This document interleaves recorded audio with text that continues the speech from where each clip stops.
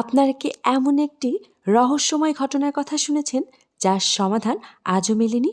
যেখানে ৯ জন পর্বত আরোহীর অজানা পরিস্থিতিতে মৃত্যু হয়েছিল। আজ আমরা জানব ডায়াটলভ পাস দুর্ঘটনার সেই রহস্যময় কাহিনী।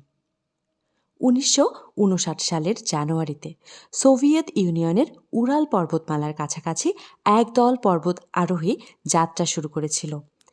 দলের সদস্য ছিল ৯ জন, সবাই তরুণ, অভিজ্ঞ এবং পর্বত অভিযান চালানোর ক্ষেত্রে যথেষ্ট দক্ষ।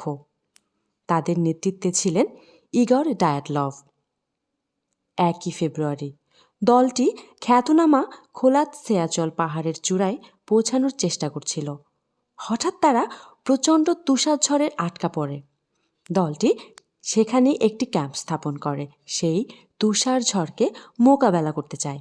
কিন্তু এরপরেই ঘটে এক ভয়ঙ্কর ঘটনা।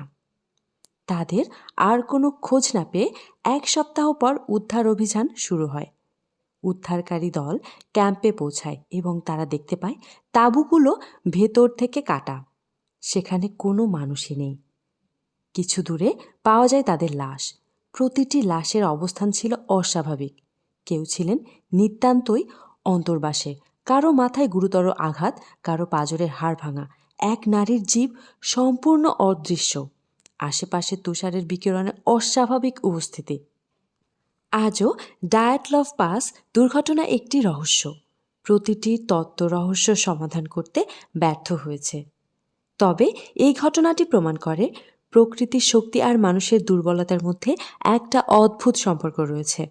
আপনার মতামত কি? আপনি কি মনে করেন ডায়াটলভ পাস দুর্ঘটনার পেছনের আসল রহস্য কি হতে পারে? মন্তব্য করে জানাতে ভুলবেন না। আর রহস্য আর অজানাকে যদি আপনি ভালোবেসে থাকেন তবে আমাদের সঙ্গেই থাকুন এমন আরও অনেক কাহিনীর জন্য।